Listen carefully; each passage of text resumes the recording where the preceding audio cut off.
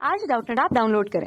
Doubtnut पर अपने सभी गणित, रसायन विज्ञान, भौतिक विज्ञान और जीव विज्ञान के डाउट्स का करो सफाया। बस प्रश्न की फोटो खींचो, एक ही प्रश्न को क्रॉप करो और तुरंत वीडियो सोल्यूशन पाओ। अभी डाउनलोड करें। नमस्कार दोस्तों, दिया गया प्रश्न है किसी अनुचुंबकीय पदार्थ को ऐसे चुंबकीय क्षेत्र में रखा गया है जिसकी प्रबलता को इच्छा अनुसार घटाने या बढ़ाने की व्यवस्था है, तो निम्नलिखित कथनों में से कौन सा सही है। तो कथन क्रमांक 1 से शुरुआत करते दोस्तों कि क्षेत्र की प्रबलता बढ़ाने पर पदार्थ का जो चुंबकन है वह चुंबकत्व जो थोड़ा बहुत हल्का सा, जैसे हम लोग जानते हैं जो अनुचुंबकीय पदार्थ होते हैं वो अनुचुंबकीय पदार्थ के अंदर जो परमाणु चुंबक होते हैं दोस्तों वे कुछ अव्यवस्थित रूप से बिखरे हुए रहते हैं, मतलब इनकी कोई प्रॉपर डायरेक्शन नहीं होती, यह किसी भी डायरेक्शन में रहते हैं। ठीक है, इनकी कोई दिशा नहीं होती। तो हम लोग कह सकते हैं कि ये नॉर्मली कैसे होते हैं, अव्यवस्थित रूप से चुंबकीय क्षेत्र की अनुपस्थिति में रहते हैं।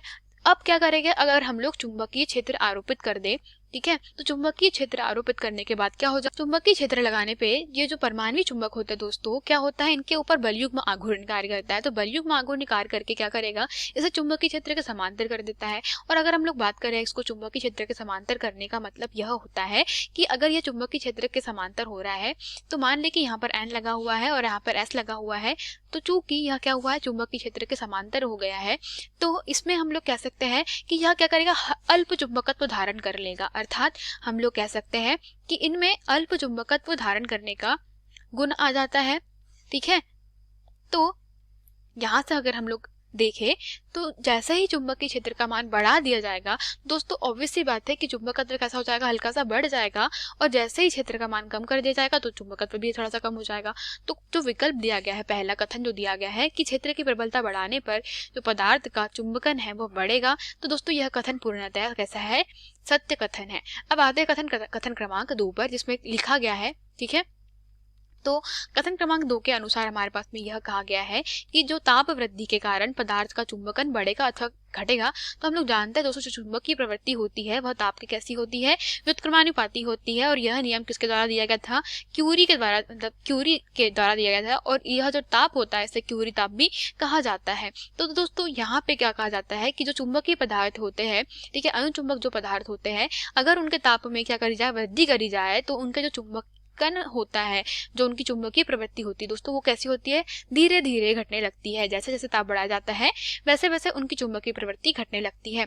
तो कथन क्रमांक 2 के अनुसार यदि हम लोग ताप बढ़ाए तो पदार्थ का चुंबकन बढ़ेगा। तो दोस्तों इस सूत्र के हिसाब से यह पूर्णतया कैसा है, कथन विपरीत है। अर्थात ताप बढ़ाने पर चुंबकन कैसा होगा, घटेगा, ना कि बढ़ेगा। तो कथन क्रमांक 2 कैसा है दोस्तों, असत्य है। अब आते हैं दोस्तों कथन क्रमांक 3 पर, जहां लिखा है क्षेत्र की प्रबलता बढ़ाने पर पदार्थ का चुंबकन घटेगा। तो दोस्तों अभी आपको बताया कि जब क्षेत्र के भीतर रखा जाता है तो क्या होता है, यह अल्प चुंबकत्व धारण करके जो लौह चुंबकीय पदार्थ है उनको आकर्षित करते हैं। अर्थात यह हो जाएगा कि हम लोग कह सकते हैं क्षेत्र आरोपित करने पर क्या होता है, यह चुंबकन धारण करते हैं। तो क्षेत्र का मान बढ़ा दिया जाएगा हल्का सा, तो क्या होता है कि क्षेत्र का मान बढ़ाने पर इनमें भी जो चुंबकन है हल्का हल्का धीरे धीरे बढ़ने लगेगा।